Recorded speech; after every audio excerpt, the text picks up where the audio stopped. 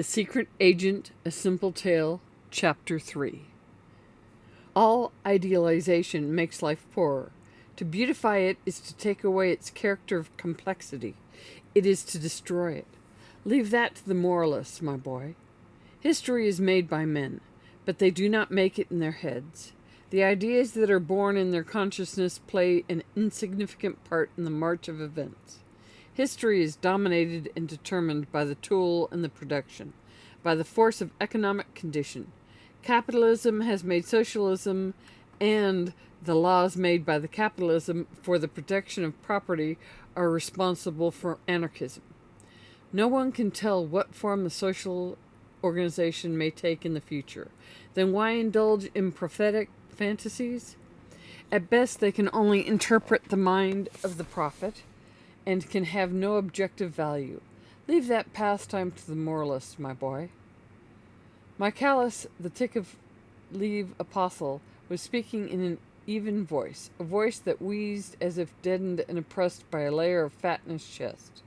He had come out of a highly hygienic prison round like a tub, with an enormous stomach and distended cheeks of pale, semi-transparent complexion, as though for 15 years the servants of an outraged society had made a point of stuffing him with fattening foods in a damp and lightless cellar, and ever since he had never managed to get his weight down as much as an ounce. It was said that for 3 seasons running a very wealthy old lady had sent him for a cure to Marienbad, where he was about to share the public curiosity once with a crowned head, but the police on that occasion ordered him to leave within 12 hours. His martyrdom was continued by forbidding him all access to the healing waters, but he was resigned now. With his elbow presenting no appearance of a joint, but more like a bend in a dummy's limb, thrown over the back of a chair, he leaned forward slightly over his short and enormous thighs to spit into the grate. Yes, I had time to think these things out a little, he added without emphasis. Society has given me plenty of time for meditation. On the other side of the fireplace, in the horsehair armchair, where Mrs. Verloc's mother was generally privileged to sit, Karl Yundt giggled grimly with a faint black grimace of toothless mouth. The terrorist, as he called himself, was old and bald, with a narrow, snow-white wisp of a goatee hanging limply from his chin. An extraordinary expression of underhand malevolence survived in his extinguished eyes. When he rose painfully, the thrusting forward of a skinny groping hand, deformed by gouty swellings, suggested the effort of a moribund murderer summoning all his remaining strength for a last stab. He leaned on a thick stick which trembled under his other hand. I have always dreamed, he mouthed fiercely, of a band of men absolute in their resolve to discard all scruples in the choice of means, strong enough to give themselves frankly the name of destroyers, and free from the taint of the resigned pessimism which rots the world. No pity for anything on earth, including themselves, and death enlisted for good and all in the service of humanity. That's what I would have liked to see. His little bald head quivered, imparting a comical vibration to the wisp of white goatee. His enunciation would have been almost totally unintelligible to a stranger. His worn-out passion resembling in its impotent fierceness to the excitement of a senile sensualist, was badly served by a dried throat and toothless gums which seemed to catch the tip of his tongue. Mr. Verloc, established in the corner of the sofa at the other end of the room, emitted 2 hearty grunts of assent. The old terrorist turned slowly his head on the skinny neck from side to side. And I could never get as many as 3 such men together. So much for your rotten pessimism, he snarled at Michaelis, who uncrossed his thick legs similar to bolsters and slid his feet abruptly under his chair in sign of exasperation. He, a pessimist! Preposterous! He cried out that the charge was outrageous. He was so far from pessimism that he saw already the end of all private property coming along logically, unavoidably, by the mere development of its inherent viciousness. The possessors of property had not only to face the awakened proletariat, but they also had to fight amongst themselves. Yes, struggle, warfare was the condition of private ownership. It was fatal. Ah, he did not depend on emotional excitement to keep up his beliefs. No declamations, no anger, no visions of blood-red flags waving, or metaphorical lurid suns of vengeance rising above the horizon of a doomed society. Not he. Cold reason, he boasted, was the basis of his optimism. Yes, optimism. His laborious wheezing stopped then. After a gasp or two, he added, "Don't you think that if I had not been the optimist I am, I could not have found in 15 years some means to cut my throat? And in the last instance, there was always the walls of my cell to dash my head against." The shortness of breath took all fire, all animation out of his voice. His great, pale cheeks hung like filled pouches, motionless, without a quiver. But in his blue eyes, narrowed as if peering, there was the same look of confident shrewdness, a little crazy in its fixity. They must have had while the indomitable optimist sat thinking at night in his cell. Before him, Karl Yundt remained standing, one wing of his faded greenish havelock thrown back cavalierly over his shoulder. Seated in front of the fireplace, Conrad Ossipon, ex-medical student, the principal writer of the FP leaflets, stretched out on his robust legs, keeping the soles of his boots turned up to the glow on the grate. A bush of crinkly yellow hair topped his red, freckled face, with a flattened nose and a prominent mouth cast in the rough mold of the Negro type. His almond-shaped eyes leered languidly over the high cheekbones. He wore a gray flannel shirt. The loose ends of a black silk tie hung down the buttoned breast of his serge coat, and his head resting on the back of his chair, his throat largely exposed, he raised to his lips a cigarette in a long wooden tube, puffing jets of smoke straight up at the ceiling. Michaelis pursued his idea, the idea of his solitary reclusion, the thought vouchsafed to his captivity and growing like a faith revealed in visions. He talked to himself, indifferent to the sympathy or hostility of his hearers, indifferent indeed to their presence, from the habit he had acquired of thinking aloud, hopefully in the solitude of the four whitewashed walls of his cell, in the sepulchral silence of the great blind pile of bricks near a river, sinister and ugly, like a colossal mortuary for the socially drowned. He was no good in discussion, not because any amount of argument could shake his faith, but because the mere fact of hearing another voice disconcerted him painfully, confusing his thoughts at once. These thoughts that for so many years, in a mental solitude more barren than a waterless desert, no living voice had ever combated, commented, or approved. No one interrupted him now, and he made again the confession of his faith, mastering him irresistible and complete like an act of grace, the secret of fate, discovered in the material side of life, the economic condition of the world responsible for the past and shaping the future, the source of all history, of all ideas, guiding the mental development of mankind and the very impulses of their passion. A harsh laugh from the Conrad Ossipon cut the tirade dead short in a sudden faltering of the tongue and a bewildered unsteadiness of the apostle's mildly exalted eyes. He closed them slowly for a moment, as if to collect his routed thoughts. A silence fell, but what with the two gas jets over the table and the glowing grate, the little parlor behind Mr. Verloc's shop had become frightfully hot. Mr. Verloc, getting off the sofa with ponderous reluctance, opened the door leading into the kitchen to get more air, and thus disclosed the innocent Stevie, seated very good and quiet at a deal table, drawing circles, circles, circles, innumerable circles, concentric, eccentric, a coruscating whirl of circles that by their tangled multitude of repeated curves, uniformity of form, and confusion of intersecting lines suggested a rendering of cosmic chaos, the symbolism of a mad art attempting the inconceivable. The artist never turned his head, and in all his soul's application to the task, his back quivered, his thin neck sunk into a deep hollow at the base of his skull, seemed ready to snap. Mr. Verloc, after a grunt of disapproving surprise, returned to the sofa. Alexander Ossipon got up, tall in his threadbare blue serge suit under the low ceiling, shook off the stiffness of long immobility, and strolled away into the kitchen, down 2 steps, to look over Stevie's shoulder. He came back pronouncing oracularly, "Very good, very characteristic, perfectly typical."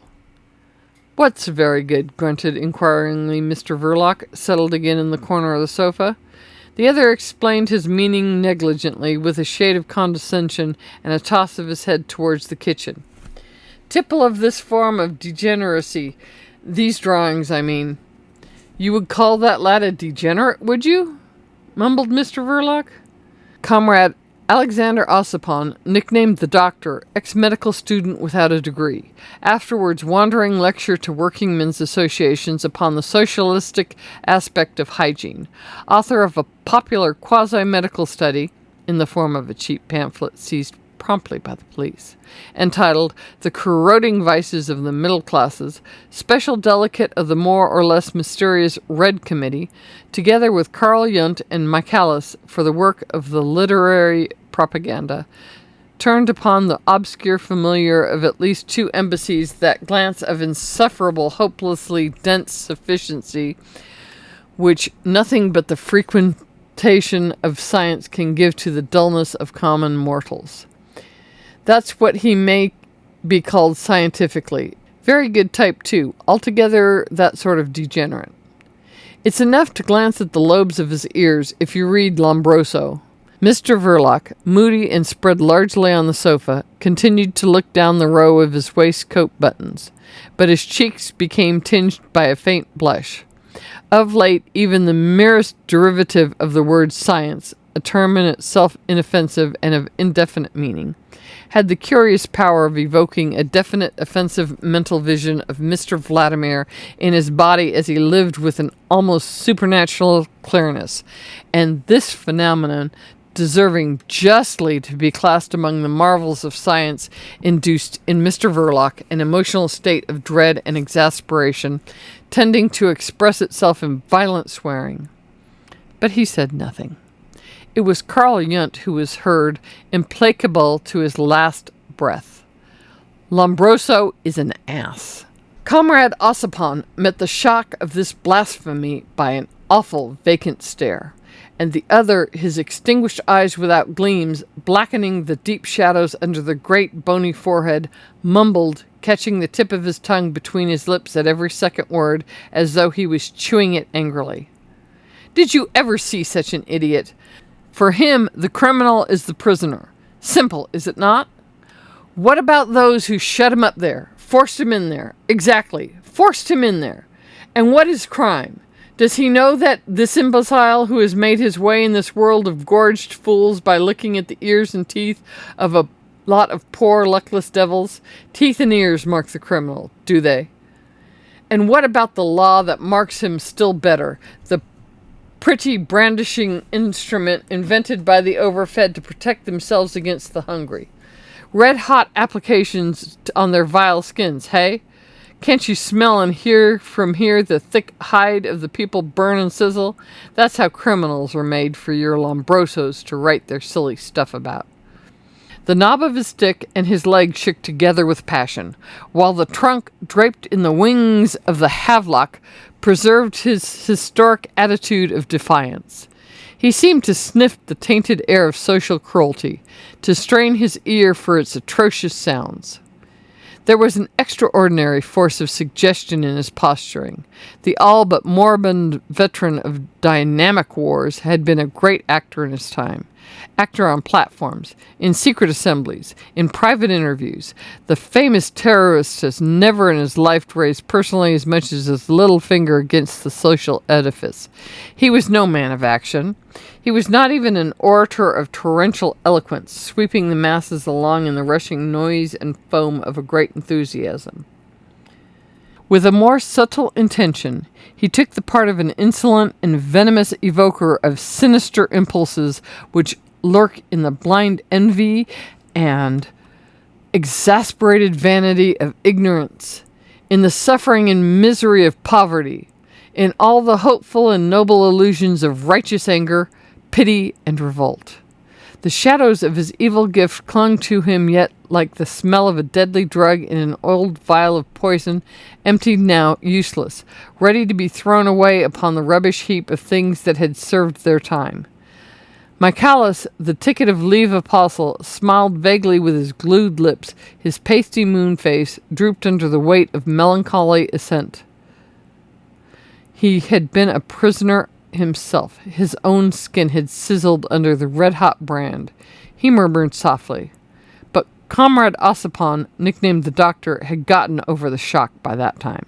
"You don't understand," he began disdainfully, but stopped short, intimidated by the dead blackness of the cavernous eyes in the face turned slowly towards him with a blind stare, as if guided only by the sound.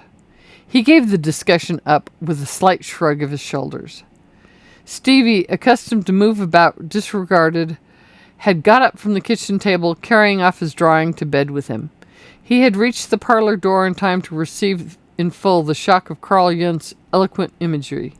The sheet of paper covered with circles dropped out of his fingers, and he remained staring at the old terrorist as if rooted suddenly to the spot by his morbid horror and dread of physical pain. Stevie knew very well that hot iron applied to one's skin hurt very much. His scared eyes blazed with indignation. It would hurt terribly. His mouth dropped open. Michaelis, by staring unwinkingly at the fire, had regained that sentiment of isolation necessary for the continuity of his thought. His optimism had begun to flow from his lips. He saw capitalism doomed in its cradle, born with the poison of the principle of competition in its system. The great capitalist devouring the little capitalists, concentrating the power and the tools of production in great masses, perfecting industrial processes, and in the madness of self-aggrandizement, only preparing, organizing, enriching, making ready the lawful inheritance of the suffering proletariat. Michaelis pronounced the great word patience, and his clear blue glance, raised to the low ceiling of Mr. Verloc's parlor, had a character of seraphic trustfulness. In the doorway, Stevie, calmed, seemed sunk in hebetude. Comrade Ossipon's face twitched with exasperation. "Then it's no use doing anything, no use whatsoever." "I don't say that," protested Michaelis gently. His vision of truth had grown so intense that the sound of a strange voice failed to rout it this time. He continued to look down at the red coals. Preparation for the future was necessary, and he was willing to admit the great change would perhaps come in the upheaval of revolution. But he argued that revolutionary propaganda was a delicate work of high conscience. It was the education of the masters of the world. It should be as careful as the education given to kings. He would have it advance its tenets cautiously, even timidly, in our ignorance of the effect that may be produced by any given economic change upon the happiness, the morals, and the intellect of history of mankind. For history is made with tools, not with ideas, and everything is changed by economic conditions. Art, philosophy, love, virtue, truth itself. The coals in the grate settled down with a slight crash, and Michaelis, the hermit of visions in the desert of a penitentiary, got up impetuously. Round like a distended balloon, he opened his short, thick arms, as if in a pathetically hopeless attempt to embrace and hug to his breast a self-regenerated universe. He gasped with ardor. "The future is as certain as the past. Slavery, feudalism, individualism, collectivism. This is the statement of a law, not an empty prophecy." The disdainful pout of Comrade Ossipon's thick lips accentuated the Negro type of his face. "Nonsense," he said calmly enough. "There is no law and no certainty. The teaching propaganda be hanged. What the people knows does not matter, were its knowledge ever so accurate. The only thing that matters to us is the emotional state of the masses. Without emotion, there is no action." He paused, then added with modest firmness, I am speaking to you now scientifically. Scientifically, eh? What did you say, Verloc? Nothing, growled from the sofa Mr. Verloc, who, provoked by the abhorrent sound, had merely muttered a damn. The venomous spluttering of the old terrorist without teeth was heard. Do you know how I would call the nature of the present economic conditions? I would call it cannibalistic. That's what it is. They are nourishing their greed on the quivering flesh and the warm blood of the people, nothing else. Stevie swallowed the terrifying statement with an audible gulp, and at once, as though it had been swift poison, sank limply into a sitting position on the steps of the kitchen door. Michaelis gave no sign of having heard anything. His lips seemed glued together for good. Not a quiver passed over his heavy cheeks. With troubled eyes, he looked for his round, hard hat and put it on his round head. His round and obese body seemed to float low between the chairs under the sharp elbow of Karl Yunt. The old terrorist, raising an uncertain and claw-like hand, gave a swaggering tilt to black felt sombrero shading the hollows and ridges of his wasted face. He got in motion slowly, striking the floor with his stick at every step. It was rather an affair to get him out of the house, because now and then he would stop as if to think, and did not offer to move again till impelled forward by Michaelis. The gentle apostle grasped his arm with brotherly care. And behind them, his hands in his pockets, the robust Ossipon yawned vaguely. A blue cap with a patent leather peak set well to the back of his yellow bush of hair gave him the aspect of a Norwegian sailor bored with the world after a thundering spree. Mr. Verloc saw his guests off the premises, attending them bareheaded, his heavy overcoat hanging open, his eyes on the ground. He closed the door behind their backs with restrained violence, turned the key, shot the bolt. He was not satisfied with his friends. In the light of Mr. Vladimir's philosophy of bomb-throwing, they appeared hopelessly futile. The part of Mr. Verloc in the revolutionary politics having been to observe, he could not all at once, either in his own home or in larger assemblies, take the initiative of action. He had to be cautious. Moved by the just indignation of a man well over 40, menaced in what is dearest to him, his repose and his security, he asked himself scornfully what else he could have expected from such a lot. This Karl Yunt, this Michaelis, this Ossipon. Pausing in his intention to turn off the gas burning in the middle of the shop, Mr. Verloc descended into the abyss of moral reflections. With the insight of a kindred temperament, he pronounced his verdict. A lazy lot, this Karl Yunt, nursed by a blear-eyed old woman, a woman he had years ago enticed away from a friend, and afterwards had tried more than once to shake off into the gutter. Jolly lucky for Lunt that she had persisted in coming up time after time, or else there would have been no one now to help him out of the bus by the Green Park railings, where that spectre took its constitutional crawl every fine morning. When that indomitable, snarling old witch died, the swaggering spectre would have to vanish too. There would be an end to the fiery Karl Yunt. And Mr. Verloc's morality was offended also by the optimism of Michaelis, annexed by his wealthy old lady, who had taken lately to sending him to a cottage she had in the country. The ex-prisoner could moon about the shady lanes for days, together in a delicious and humanitarian idleness. As to Ossipon, that beggar was sure to want for nothing as long as there were silly girls with saving bank books in the world.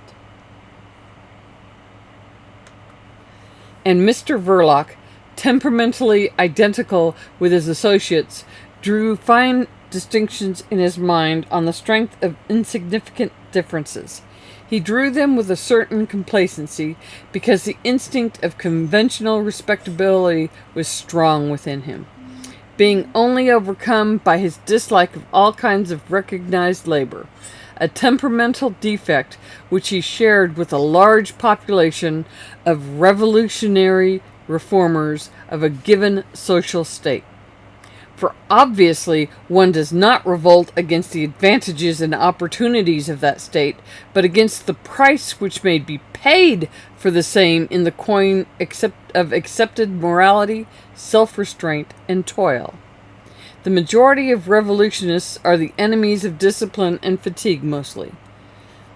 There are natures, too, to whose sense of justice the price exacted looms up monstrously enormous.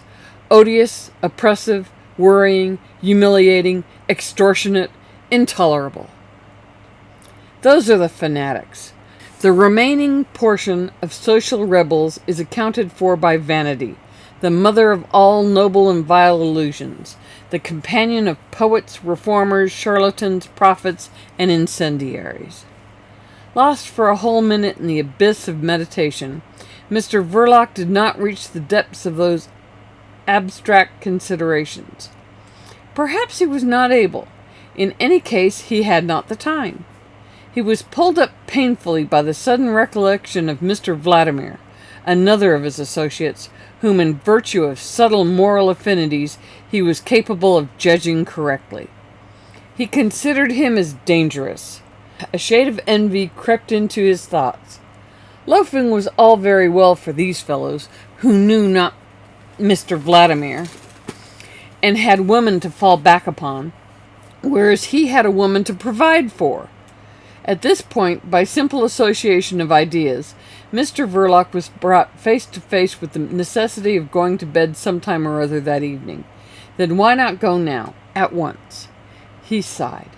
The necessity was not so normally pleasurable as it ought to have been for a man of his age and temperament. He dreaded the demon of sleeplessness, which he felt had marked him for his own. He raised his arm and turned off the flaring gas jet above his head. A bright band of light fell through the parlor door into the part of the shop behind the counter.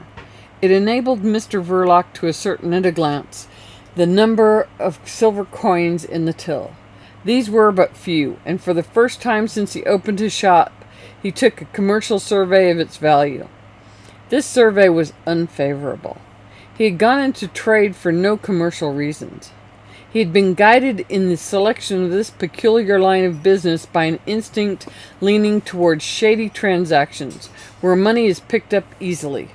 Moreover, it did not take him out of his own sphere, the sphere which is watched by the police. On the contrary, it gave him a publicly confessed standing in that sphere. And as Mr. Verloc had unconfessed relations which made him familiar yet careless of the police, there was a distinct advantage in such a situation. But as a means of livelihood, it was by itself insufficient. He took the cash box out of the drawer and, turning to leave the shop, became aware that Stevie was still downstairs. What on earth is he doing there? Mr. Verloc asked himself. What's the meaning of these antics? He looked dubiously at his brother-in-law, but he did not ask him for information. Mr. Verloc's intercourse with Stevie was limited to the casual mutter of a morning after breakfast. My boots, and even that was more of a communication at large of a need than a direct order or request. Mr. Verloc perceived with some surprise that he did not know really what to say to Stevie. He stood still in the middle of the parlor and looked into the kitchen in silence. Nor yet did he know what would happen if he did say anything. And this appeared very queer to Mr. Verloc in view of the fact borne upon him suddenly that he had to provide for this fellow too. He had never given a moment's thought till then to the aspect of Stevie's existence. Positively, he did not know how to speak to the lad. He watched him gesticulating and murmuring in the kitchen. Stevie prowled around the table like an excited animal in a cave. A tentative, "Hadn't you better go to bed now?" produced no effect whatsoever, and Mr. Verloc, abandoning the stony contemplation of his brother-in-law's behavior, crossed the parlor warily, cash-box in hand. The cause of the general lassitude he felt while climbing the stairs being purely mental, he became alarmed by its inexplicable character. He stopped on the dark landing to examine his sensations, but a slight and continuous sound of snoring pervading the obscurity interfered with their clearness. The sound came from his mother-in-law's room. Another one to provide for, he thought, and on this thought walked into the bedroom. Mrs. Verloc had fallen asleep with the lamp, no gas was laid upstairs, turned up full on the table by the side of the bed. The light thrown down by the shade fell dizzyingly on the white pillow, sunk by the weight of her head, reposing with closed eyes, and dark hair done up in several plaits for the night. She woke up with the sound of her name in her ears, and saw her husband standing over her. "Winnie! Winnie!" At first she did not stir, lying very quiet and looking at the cash box in Mr. Verloc's hand. But when she understood that her brother was capering all over the place downstairs, she swung out in one sudden movement on the edge of the bed. Her bare feet, as if poked through the bottom of an unadorned, sleeved calico sack, buttoned tightly at neck and wrists, felt over the rug for the slippers while she looked upwards into her husband's face. "I don't know how to manage him," Mr. Verloc explained peevishly. "Won't do to leave him downstairs alone with the lights." She said nothing, glided across the room swiftly, and the door closed upon her white form. Mr. Verloc deposited the cash box on the night table and began the operation of undressing by flinging his overcoat onto a distant chair. His coat and waistcoat followed. He walked about the room in his stockinged feet, and his burly figure, with the hands worrying nervously at his throat, passed and repassed across the long strip of looking-glass in the door of his wife's wardrobe. Then, after slipping his braces off his shoulders, he pulled up violently the Venetian blind and leaned his forehead against the cold window-pane. A fragile film of glass stretched between him and the enormity of cold, black, wet, muddy, inhospitable accumulation of bricks, slates, and stones, things in themselves unlovely and unfriendly to man. Mr. Verloc felt the latent unfriendliness of all out of doors with a force approaching to positive bodily anguish. There is no occupation that fails a man more completely than that of a secret agent of police. It's like your horse suddenly falling dead under you in the midst of an uninhabited and thirsty plain. The comparison occurred to Mr. Verloc because he had sat astride various army horses in his time and had now the sensation of an incipient fall. The prospect was as black as the window pane against which he was leaning his forehead. And suddenly, the face of Mr. Vladimir, clean-shaved and witty, appeared and haloed in the glow of its rosy complexion like a sort of pink seal, impressed on the fatal darkness. This luminous and mutilated vision was so ghastly physically that Mr. Verloc started away from the window, letting down the Venetian blind with a great rattle. Discomposed and speechless, with the apprehension of more such visions, he beheld his wife re-enter the room and get into bed in a calm, business-like manner, which made him feel hopelessly lonely in the world. Mrs. Verloc expressed her surprise at seeing him up yet. "I don't feel very well," he muttered, passing his hands over his moist brow. "Giddiness?" "Yes, not well at all."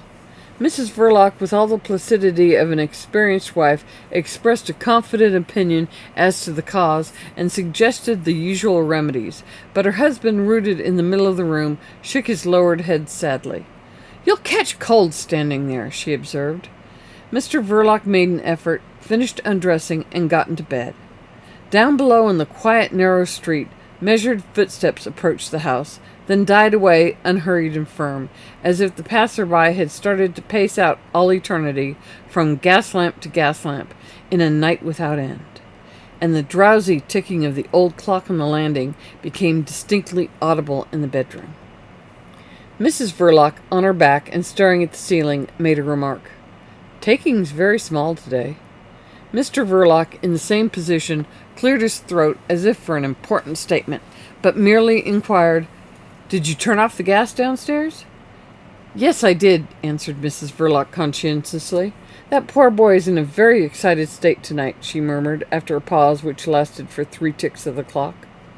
Mr. Verloc cared nothing for Stevie's excitement, but he felt horribly wakeful and dreaded facing the darkness and silence that would follow the extinguishing of the lamp.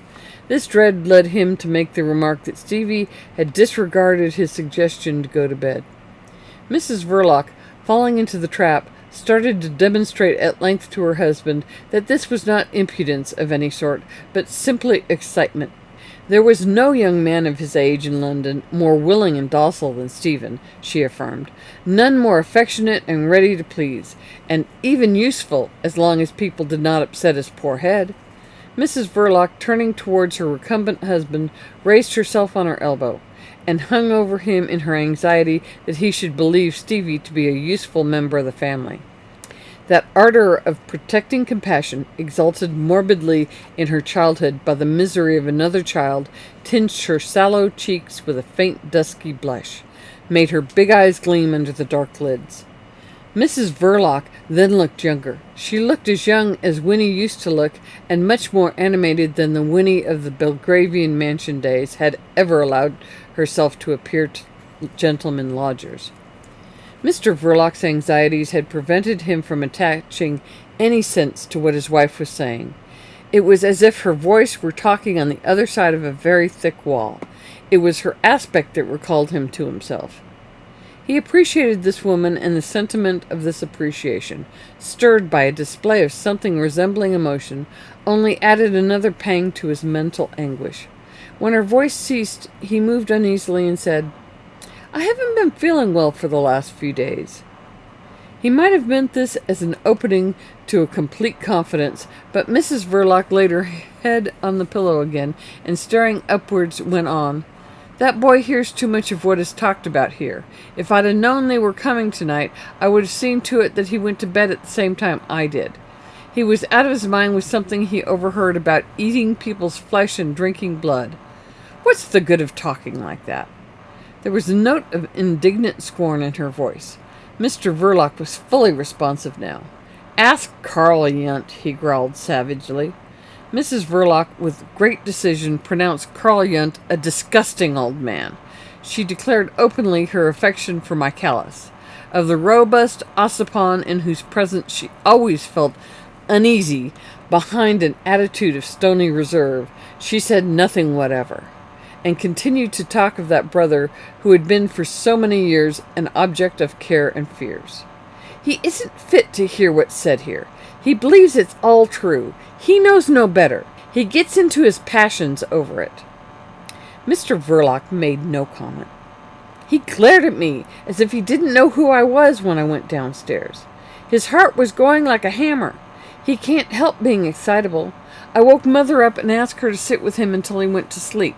It isn't his fault. He's no trouble when he's left alone." Mr. Verloc made no comment. "I wish he had never been to school," Mrs. Verloc began brusquely. "He's always taking away those newspapers from the window to read. He gets a red face poring over them.